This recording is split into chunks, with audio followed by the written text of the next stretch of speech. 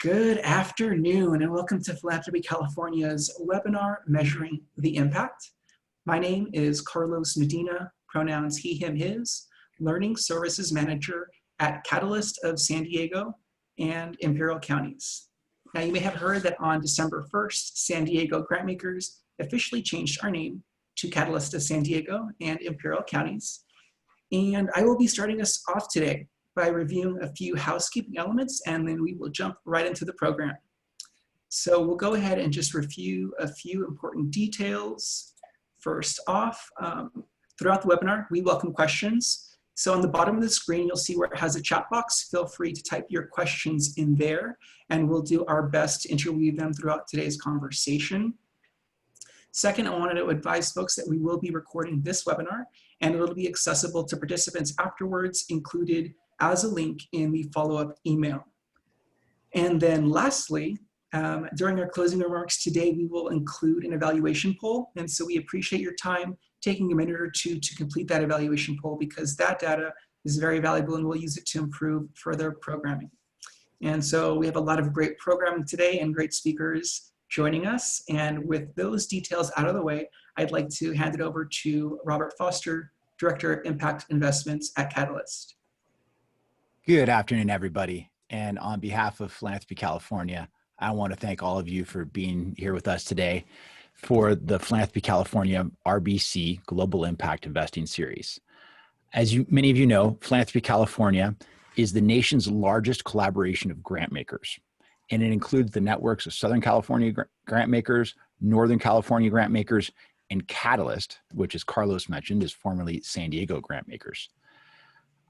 In programming this series and in this event in particular, we have many people to thank, including our partners, as well as Mission Investors Exchange. Melanie Adet there has been instrumental in helping us evolve our thinking around measurement and driving the impact investing movement forward in this country. And on that note of collaboration, at Philanthropy California, we believe that through collaboration and shared learning through peers, we can build a better future for our state. Today, we are building on the previous events in this series, and we're going to dig deeper into the practice of impact investing. And today, it will be focused on impact measurement.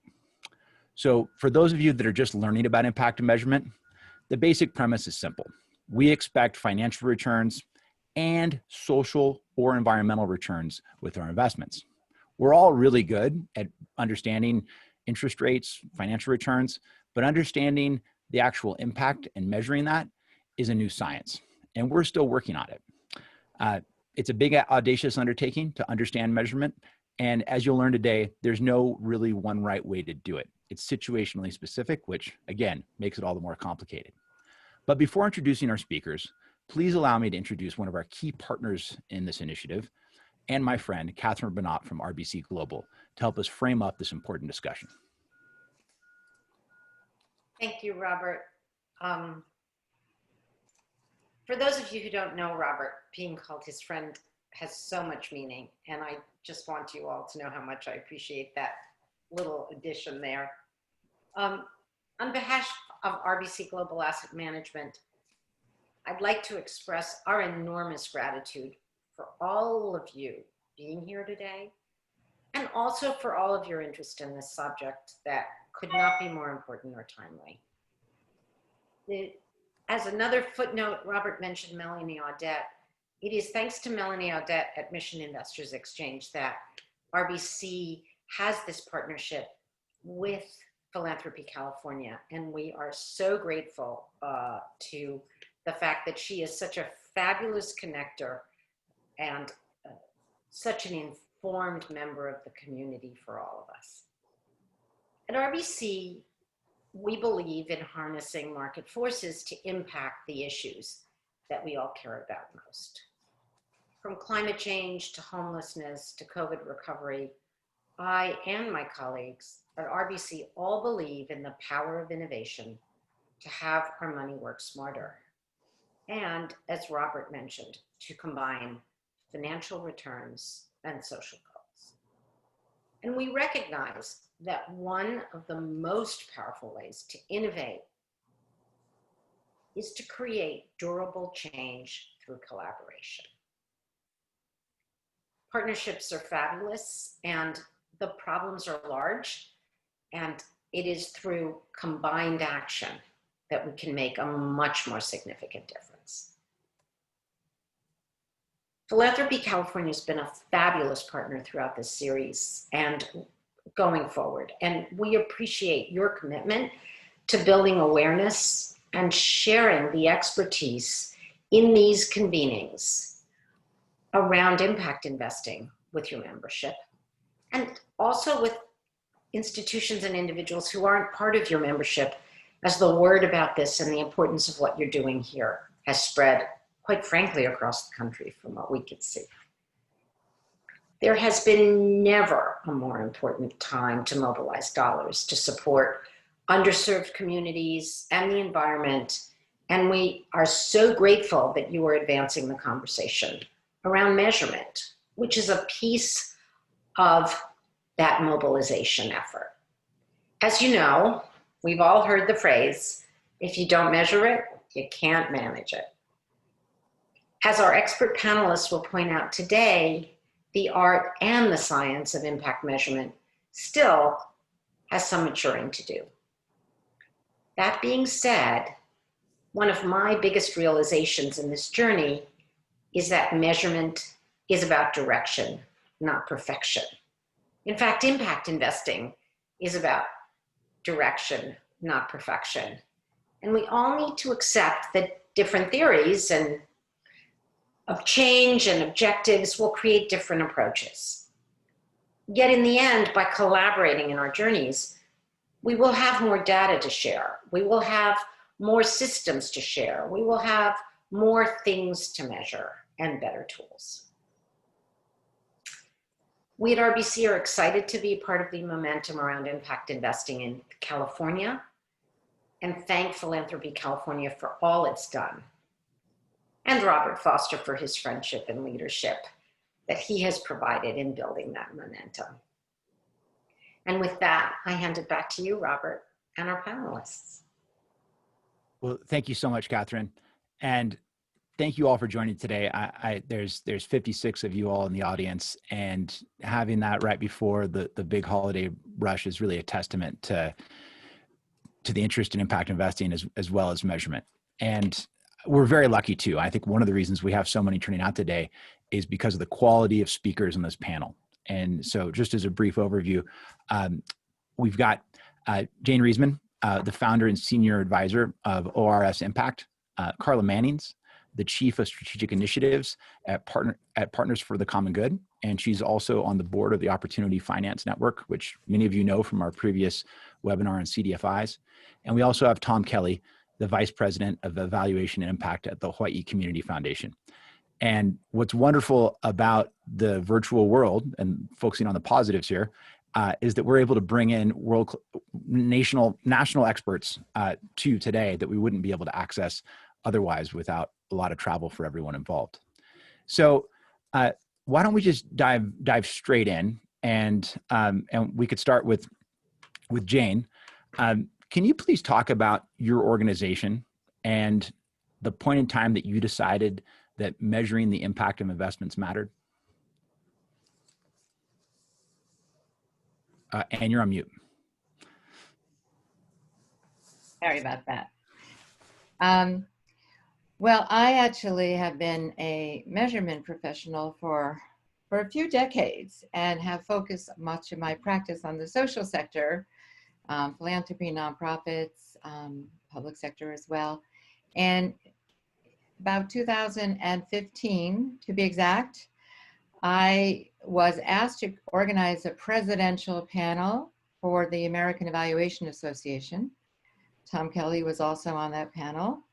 And it really was to say, why should evaluators who've been working in the social sector be tuning into what's happening in the impact investing world and bring our skill set into the mix? And why aren't they just all doing it the way evaluators have been doing it for over 50 years? And that was the beginning of a long journey understanding evaluation is not identical to impact measurement, and that I've been really an enthusiast on this journey of really trying to understand and get engaged in this new world. Fantastic. And Carla, you're in a unique position because you've been making you and your organization have been making investments for decades, and you began working with the philanthropist to begin your impact measurement journey. So can you talk about that particular journey and also share with the audience a little bit about your organization? Sure. So I'll start by talking a little bit about Partners for the Common Good, or PCG. And we are a National Participation Loan Fund, CDFI, and we support affordable housing, quality education and healthcare, as well as social services facilities by providing real estate, primarily real estate loan products. We have a current portfolio of close to $40 billion of impactful projects, and we've partnered with about 50 CDFIs, have worked in 38 states, including Washington, D.C. And one thing that some people don't know about us is we also have a small international portfolio that we primarily support microfinance projects, and a lot of our programs of that support are focusing on women entrepreneurs, and the countries are Latin America, Caribbean, South Asia, and the sub-Saharan part of Africa. So we got our start back in 1989. Christian Brothers Investment Services, which is the investment services of the Catholic Church, formed us actually as a limited partnership. So we were a fund. We had about 100 religious institutional investors that invested in us. And then by 2003, that's when we became a loan fund. So our impact measurement has actually been since the beginning of time, because we were formed for to help the poor and marginalized communities. It was important for those investors that we reported the impact work that we've done. So we've actually been doing it since inception. And then real quickly, now, we've been continuing to improve it over the years. And we are ARIS rated. And for those of you who are not familiar with ARIS, that is a service that investors can look and get reports to see how healthy CDFIs are. So with ARIS, we have a 4-star rating in impact measurement, and that is the highest rating that we have. So we continue to do it even today in terms of our measurement of our impact work. Well, thank you so much, Carla. And we will get into ARIS a little bit later in this discussion, because it is invaluable for all of those foundational investors that are looking to expand into CDFIs. Tom, all the way from Hawaii, can you please tell us a little bit about your organization and the point at which you decided that measuring the impact mattered? Sure. Thank you. Hello, everyone. The Hawaii Community Foundation is a statewide community foundation, about 700 million in assets. And although normally I would say 60 million a year in grant making, because of COVID, we passed 100 million this year, just in the amount of funding we've been doing. And although our social impact investment portfolio is new in Hawaii, I did have another evaluation life before the foundation when I was at NE Casey Foundation starting in the late 90s. And Casey had an early social impact investing portfolio. And honestly, we did not measure much at the beginning of that portfolio during the baby steps. So this was investments in CDFIs like Carla's organization, revolving loan funds. Our actual first investments were CDs, certificates of deposit in community and minority-owned banks in the neighborhoods we were working in. But it was in about mid-2000s that the foundation took a much changed its strategy and went very deep into leveraging social investments, particularly around housing and economic development, and especially in the neighborhood that was right next door to the foundation in East Baltimore.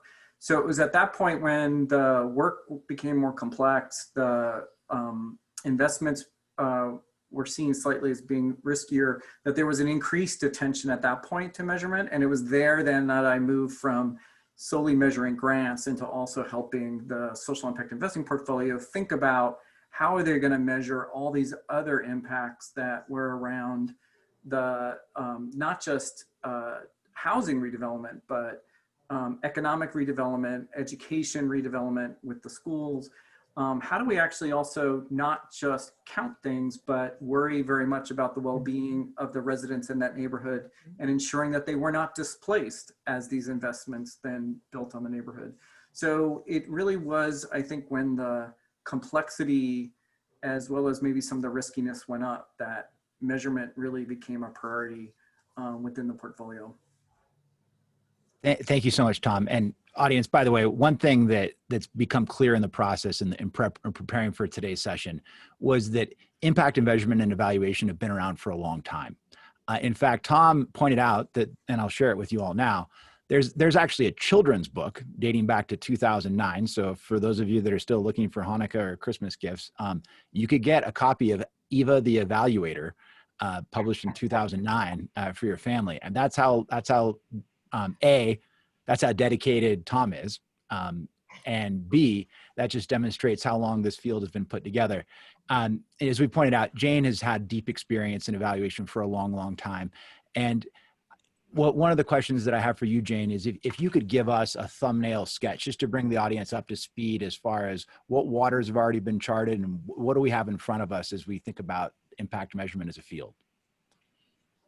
Okay, I'm going to give you the very short version of the evolution of impact measurement, because it really is a pretty short story right now, but it's an exciting story with ups and downs and tensions and plot lines and no villains, though. Sorry, no villains. So let me say that, back in the 60s, I think Ford was probably the first foundation that we know that actually started to do some impact investing in housing. And at that time, it wasn't called impact investing. And I believe that the whole notion of PRIs really began back then. But most of the impact investing work wasn't formally called that until there was a conference in Bellagio, Italy in 2007, where the Rockefeller Foundation convened folks to say, what does this industry look like and what defines it? And so impact investing became known as an industry really in 2007. And alongside of that, the Rockefeller Foundation in particular wanted to incubate measurement strategies that would actually strengthen the field. And so they incubated what is now the GIN, the Global Impact Investing Network, and the IRIS system. They incubated B Labs, they incubated Acumen and their lean data methods, and many other groups. And why that's relevant is that evaluation really made a name for itself back in the 1950s with experimental designs of all kinds of major public programs. But yet the Rockefeller Foundation and others felt like you can't just transport these evaluation techniques that are used in development, that are used in large public programs, that are used in the social sector, and just bring this into the impact investing space. So the initial impact measurement work, a lot of folks think about these standards that came out. It was like immediately there were a number of standards like B Labs, like ARIS, which was then CARS, and like the IRIS catalog of metrics, like GRI. There's so many different measurement standards, and that was a really good place to start of what would you measure. Although most evaluators would say, start with your theory of change, and then you'll know what to measure. But this field really started with measures. And so impact investors would choose measures or would design their measurement system to fit with the measures that were available. And we then entered a period of time for about 5 or 10 years where we had so much measurement strategies being developed that it was a big black box of what did it look like. So ESG, for instance, as an industry, people can't really tell you what the ESG measures are measuring. They know what their scores are, but they're not transparent. And the same thing with many proprietary methods that were born. At one point, Bono was quoted in the New York Times a few years ago saying that one new measure that was put out there, the Y analytics, was the first time anyone's ever tried to measure anything. So it really has been a fragmented, confusing time period. And the industry itself, especially the gin, through much of their reporting, the industry itself noted that one of the biggest barriers to the flow of capital is that there isn't agreement on what are standards of measurement. How do you actually measure? How do you know that you're not just impact washing? Now we have other names like SDG washing and greenwashing and rainbow washing. How do we know we're not just, pretending or have an intention to have good without real measurement?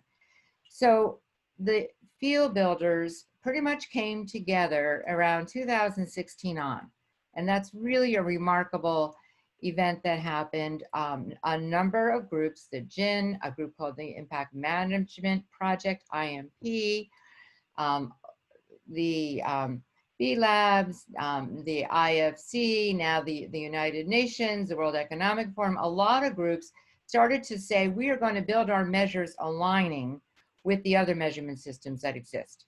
And we're going to refer to each other's frameworks and build on it so we don't confuse everybody and we make clear what is good.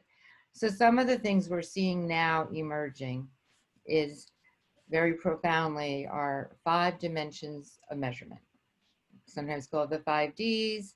And it's, if you're going to measure impact, you would want to address who, what, how much, contribution, and risk. And that came out of the Impact Management Project, but you'll see that repeated with the United Nations SDG standards. You'll see that repeated with the IFC. You see that repeated with the GIN IRIS system. You'll see that repeated in ARIS. You'll see all of these systems aligning with each other.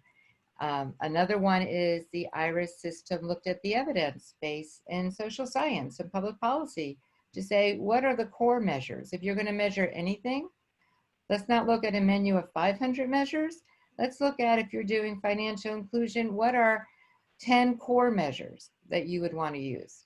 And so there's a lot of alignment on what are the core measures. You may measure other things as well, but what are the core measures? Another really important trend that's happening is verification and assurance. Not just saying that you're measuring, but being transparent enough for a third party or internally to examine and make transparent what does your measurement process look like. I'll name 2 more that I think are really pretty much generally accepted now. And one is theory of change or an impact thesis, that actually being really clear, are we going for deep impact, transformative impact? Or are we really going for a level of responsible investing that, does good, but isn't actually creating new solutions to problems? But being really clear on what your impact objectives are has become really important. And along with something that's very dear to the heart of the evaluation community is stakeholder voice. Like, who chooses the measures? And alongside the saying of what measures get done, there's a lot of power in who chooses what are the outcomes, what matters to a community. So if in fact it really just is top down and the investments are really intended to benefit community without engaging community in what do they care about, what matters to them, that's another element that is really built in now to all the new measurement systems. Was that short enough, Robert? That was perfect, Jane. Thank you so much for that overview. And as though using the audience can note, out of the alphabet soup emerged the 5 Ds. I think that's one of the most important takeaways, is that we've been on a long journey, and at the moment, those 5 Ds, and we'll send you resources to that at the end of this, is one of the best sets of thinking we've had. But there is very much this idea of impact washing, which still exists. And to cut through all that, it often helps to have a why. For those disciples of Simon Sinek, it all starts and ends with why, and that could do as much to help you at the beginning of your impact measurement journey as anything to do that analysis.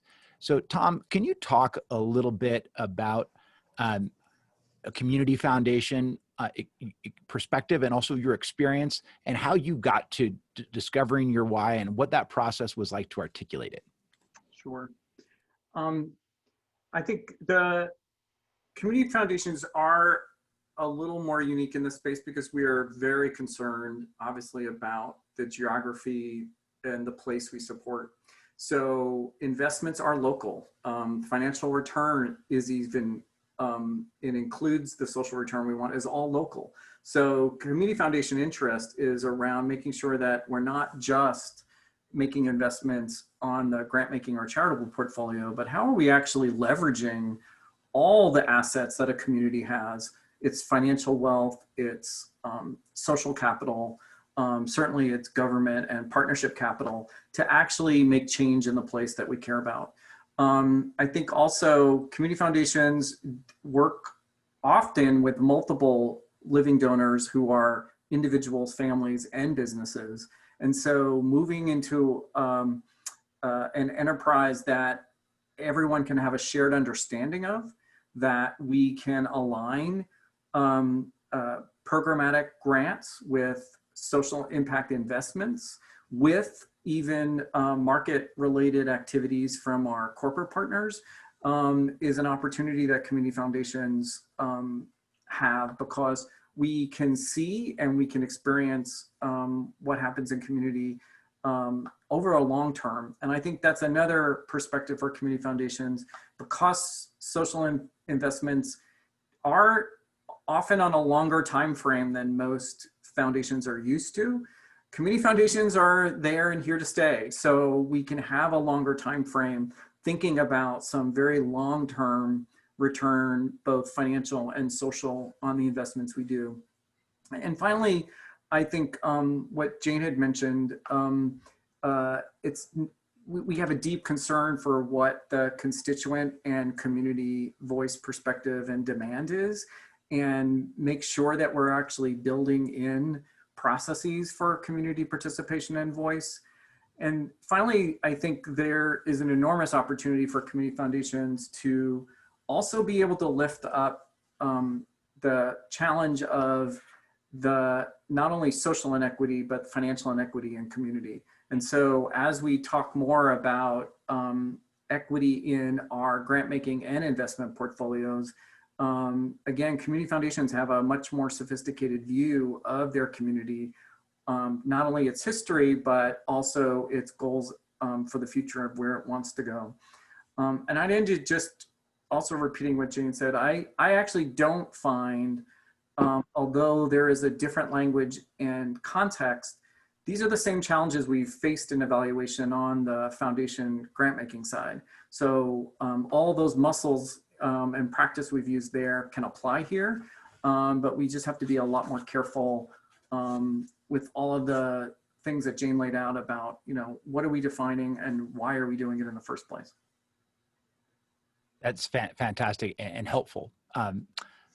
Carla, you mentioned earlier that your organization, Partners for the Common Good, has been involved with impact measurement from the inception of your organization. However, that particular journey has not been straight and linear. Your measurement processes have shifted. And in particular, when you started to work with the Kellogg Foundation, a different set of metrics bubbled up that you began to work with. Can you talk a little bit about that journey and what it's been like to work with the foundation and what they wanted to see that was different from what you were already doing? Sure. So I want to start off by talking about even how we figured out that we could even work together, because it actually on the surface wasn't that apparent. So the Kellogg's Foundation, their priorities are making the world a better place for children, as well as addressing racial equity. And so if you look at what PCG, what we do and what I described earlier, that link is not it's not direct, so you don't get that.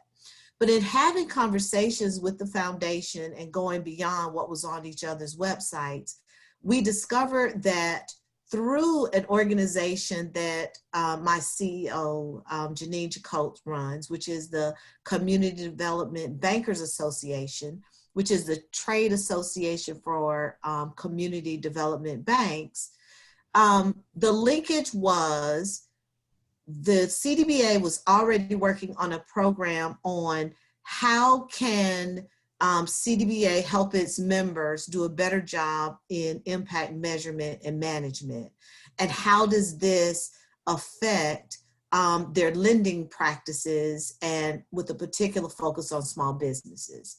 And so through that conversation, then the linkage was, well, if you can have a bank to do a better job in lending small business entrepreneurs with the particular focus of Black and Brown communities, then you get at racial disparities, and you also address the children, you know, because with better communities, you have better thriving, you know, outcomes for children. Okay, so that's how we got started. So what we learned from the whole impact in, you know, measurement is, one, we had never done evaluations before. So, but I'll say, talking about that later. But in our measurement, we focus a lot on activities and inputs.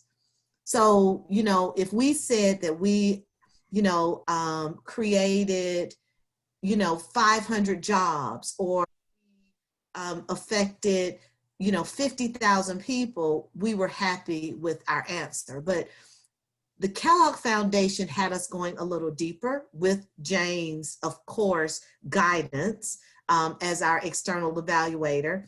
We started focusing on outcomes.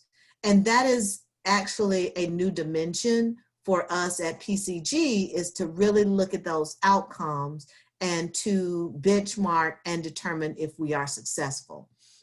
And then also, the other biggest way that they had an effect on us is with the racial equity. And since working with them, you know, this year we had a racial equity statement to come out. And then we also, within the training that we did through the grants, we provided racial equity training for the bankers, and we also brought that internally to ourselves. And so that actually resulted in us having a DEI committee, that we want to make sure that we have diversity, equity, and inclusion practices, both internally and externally. And the final thing is that in terms of our theory of change, we now are using that in a big way, that it won't be just a document that we create and put it over here, but it is now a living document that will live with us throughout the years. Thank you, Carla. That is very, very helpful context for everyone to think about the importance of that theory of change. We've got some great questions coming in from the panelists. Many of them are about DAFs. And Tom, thank you for already chiming in the panel. Maybe why don't we push this to you, Tom? Maybe two questions in one. You could talk about, you know, the best advice you never got as an impact evaluator, and if you could touch on what you just built on with the DAF question about evaluation across that very rocky topography of the DAF landscape, that would be helpful too. Great. Thank you. It's a question community foundations struggle with. Often the person asking, you know, discretionary or initiative-led grant making with specific goals are certainly easier to evaluate.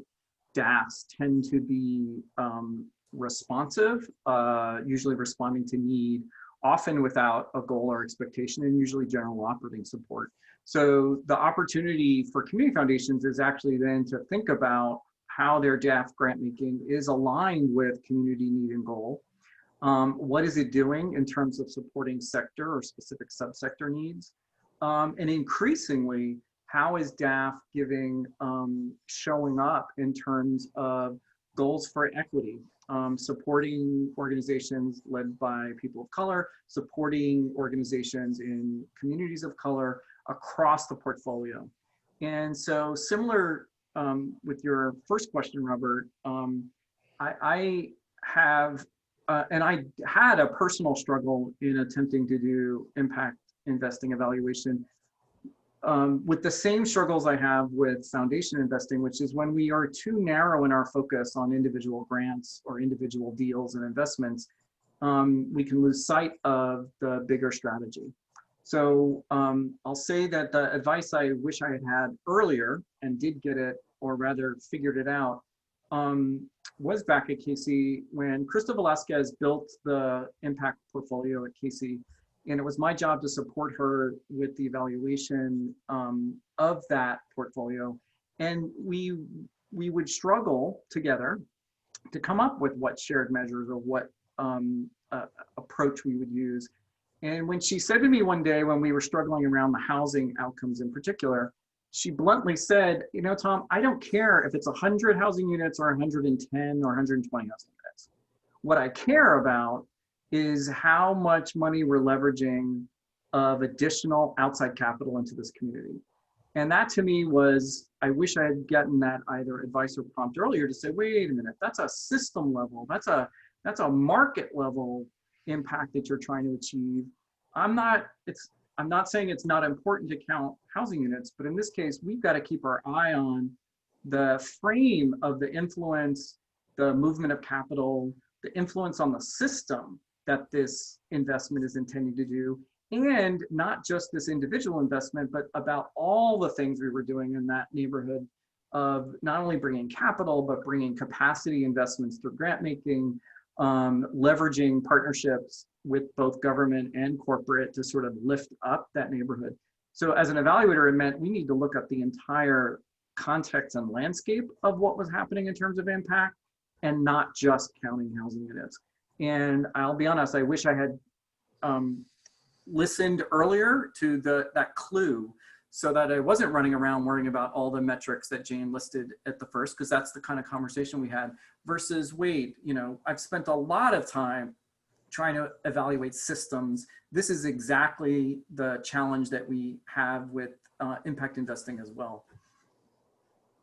Thank you so much, Tom. And that systems measurement is hard because it's an abstraction. You've got to build up to it. And one of the building blocks that we're getting to here in the questions is around outputs and outcomes. And just for a brief overview for everybody, outputs are the discrete things that come out when you perform an activity or engage in an investment. And outcomes are these broader, more important themes that you want to see change in the world. So Carla, I'd like to shift to you on that because there are some questions coming to you about outcomes being measured. So can you talk a little bit about A, the outcomes that are being measured, B, I'm sorry for a three-part question, B, how they laddered up to, first how you had the outputs and then how they laddered up to the outcomes. And then if you, on C, could you talk a little bit about the best advice you never got in this journey? Sure. So I guess the first one is, and I think I understand the question. So our outputs, so we count things like, you know, how many housing units were created, or how many children, you know, completed the high school. So things like that. So, you know, so outputs are very measurable, like what you were saying. And then some of the outcomes that we have looked at are, and I'll give an example, like, so for education, what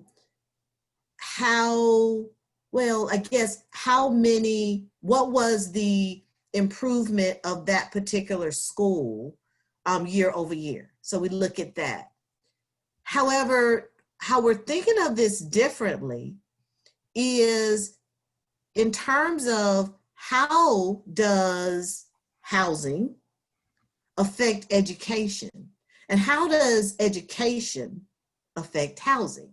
So then if you start looking at outcomes in terms of how does our lending affect the different communities, then it actually leads to a more powerful statement and conclusion about the work that we're all doing. So that is actually something that we are currently exploring and expanding, you know, the way we're looking at this. And so to pivot, so first of all, did I answer that question before I pivot? That was perfect. And thank you for that overview of the audience, because I think outputs and outcomes get very confusing at the beginning. And thanks for laying out so concretely and clearly for all of us. Yes, yes. And even me, if you notice, I had to say, you know, be deliberate, outputs, outcomes, to even keep it in, you know, fresh in my mind. Sure. So the advice that I wish I had have gotten earlier is that evaluations I wish I'd known about evaluations much earlier in my career. Quite frankly, I did not even know that this whole world existed until we had our grant with the Kellogg Foundation. And it opened up a whole new world for me and for my organization, just in terms of how do we look at all, you know, our programming and how effective that it is. And I would say that one of the biggest things that has come out of this is that it creates a tool for the investor and the investee to be able to talk to each other. It creates a common language, and it also sets up the rules of engagement and expected outcomes. So then by the time that the investee is reporting through their evaluation, then the language and, you know, everybody understands what is being said and the work that we're all doing. Thank you very much, Carla. And just one thing that we talked about before this, Carla, was your Partners for the Common Good is one of the top CDFIs in the country, and you've been doing measurement forever. But not for Kellogg as a philanthropist coming in to support you with this measurement, you wouldn't be where you are today. Can you just briefly touch on the importance of philanthropy for capacity building with organizations as they move forward in this impact measurement journey? Yeah, so, and I'll speak to it in terms of the CDFI industry in particular. So it helps, so philanthropy helps us in the CDFI industry for several reasons. One is that we are able to apply for grants from the CDFI fund on an annual basis. But to receive those grant funds, you need matching dollars. So, for example, we just were awarded $750,000. But with that, we had to fundraise that $750,000 outside of government sources. So it helps in terms of that. Also, it helps in terms of just our balance sheet, you know, putting monies into our loan loss reserve, supporting our operations, things of that nature on just a very, I guess, basic level. But then it also allows us to be creative and to think about the communities we serve and how can we creatively affect change in those communities. And also just through the collaboration. So for example, like Kellogg, in that initial conversation, if we had just looked at each other's websites, we would have just kept moving and not talked to each other. But in finding the commonalities, we were able to come up with something, and it even changed us and made us even a better organization as a result. Thank you so much for that context, Carla. I think that's really helpful for this community as we move forward in impact measurement. Jane, you've been on this journey longer than most, and really thought this through. In your experience, what's the best advice that you never got and that you wish you would have learned as you were moving through this journey?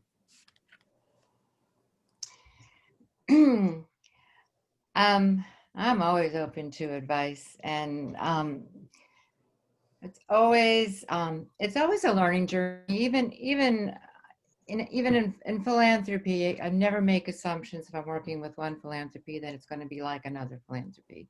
That the individualism of what it is that the mission is and the culture is extremely strong. And the piece of advice I wish I had gotten is that even though the impact investing industry is about the same social and environmental changes that philanthropy has dedicated themselves to, and that in some respects public sectors dedicated themselves to, the paradigms, the mindsets, the disciplinary thinking that informs these worlds are so different.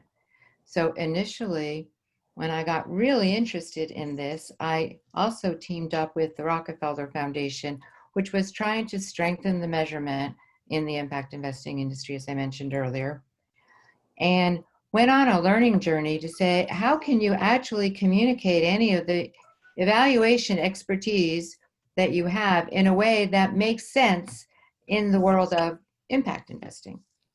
And it wasn't just a communication problem. It really is not just, they don't like the word evaluation. I mean, I get the stop, don't use that word.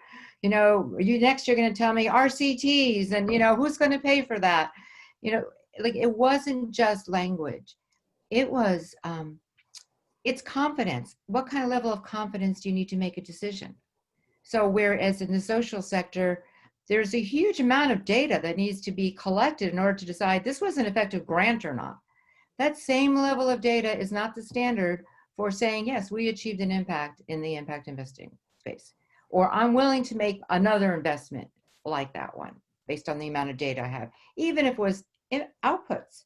If that was only output data right now in the world of philanthropy, as Tom said, the muscles in evaluation have really been practiced in philanthropy.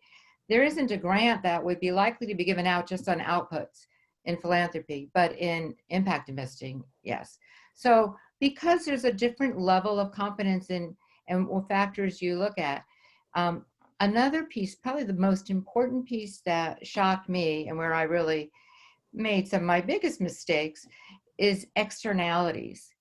In the finance world, there's so much that's externality and not material in the way people look at what do you need to measure. And in philanthropy, when you do a theory of change, you think about all the external factors that might affect your likelihood of being successful. And you document them. And you actually might track a lot of that. So you could see maybe the grant really was working. It's just that all of this systemic racism has made it very difficult for this community to actually change. When I would try to introduce that in my practice in impact investing, when I would bring up topics like, let's put down the systemic factors here in our theory of change, I would just be, it was silence, it was cold, it was scary, it was lonely. So I realized that, there is a big movement now of what externalities are material, what need to be counted alongside of the direct outcomes. But I think that some of these disciplinary differences, even in the same foundation, where they have a strong evaluation unit on the grant making side, may actually have a completely different standard of evidence on the impact investing side than they would on the grant making side. So that's what I wish I had known earlier on. Thank you so much for that. And that speaks to a broader theme we've had today, is this need for this grand synthesis. Simply hitting these granular measurements or diving into the alphabet soup of Eris and the Jinn and everyone else has value, but ultimately, unless that ladders up to something materially, it's not going to be able to move that theory of change forward that we all want to see in philanthropy. I want to thank all of you for this lively discussion that we've had, and also the great questions that are coming in. One question that's come in from Mark Doherty, who's the Director of Impact Investments at the San Francisco Foundation, and is also a former panelist, so he's in quite good company, was to you, Tom. And he asked about how your organization is rolling impact investing results from various impact managers into an overall investment report for the foundation. So the Hawaii Community Foundation's impact portfolio is both new and small, so we have not done that yet. Having done it in the past and with other funders, I think what you were just talking about, Robert, is relevant here. I resist simply adding up outputs and/or outcomes, especially the simple metrics across investments and expecting to get an answer out of that. The same question I would ask is of the entire portfolio and the strategy. So I don't think we get enough information solely from evaluating each grant individually and adding that up, nor do I think we get our answer looking at individual deals or investments and then adding that up. The question about either bringing it together into an overall investment report is this moving our overall strategy forward for this community? And is it moving our mission forward for the organization, which then has a bunch of data sources that it needs to collect to answer that question, not simply the reports that are coming out of, let's say, the metric reports for each of those, either deals, investments, or even on the grant making side, but are we actually moving the strategy forward? And that's a higher level question that does involve some things other than strictly what may come out off of the spreadsheet of outcomes. It is asking the deeper questions that Jane just listed about what is the context of all of these investments, and also what is the foundation's particular role in this strategy. You know, we could have been a minority investor in someone else's strategy, or we could be a major holder of a strategy that's influencing a lot of other players. So we have to consider how the data helps us assess whether our strategy and our mission are being accomplished, not just whether the metrics are adding up. That's very, very helpful, Tom. And one theme that's emerged through this all today is the need for a theory of change and how that is going to be the North Star that we never achieve, but guides our journey. And as we round things up here in the last 4 minutes before we all have to move on to the rest of our day here, could we just give a brief overview, each of you, on the importance of having a theory of change for you in your impact measurement efforts? And Carla, perhaps we could start with you, and just maybe 1 minute or so to wrap it up. Sure. So theory of change for our strategic planning process that we're about to go into, future monitoring of our work, and Tom talked about mission, making sure that what our work does aligns with our mission statement. And then it also will help us as a tool to use as we're talking to our internal stakeholders, our staff, as well as our board, our funders, and then just all the communities we serve. So an integral part of PCG. Fantastic, Carla. Thank you. Tom, you talked about a theory of change several times through this. Can you just highlight that importance, and especially from the framework of other community foundations that are beginning this journey? Jane will know this because I think when we started this and we've been talking then about the difference between outputs and outcomes and really focusing on the impact side of the impact investing, I very quickly, when I work with our staff, when I work with others doing this spaces, yes, I understand how we may define impact and how we go to measure it. It's usually where the first questions get answered, but then to push harder on, but what other results are we trying to achieve in terms of influencing systems, in terms of leveraging other capital and the change around that environment? And frankly, what are our goals for learning either in the work or in this community? And to me, it's that whole set of results that we're trying to get at that then are tied together in our theory or our strategy of what we're going to do to sort of move our mission forward. Comprehensive results moving the mission of the organization. Jane, can you talk a little bit about how you feel the importance of having a theory of change? And I know you work with organizations across the board, so if as general as you'd like to make it.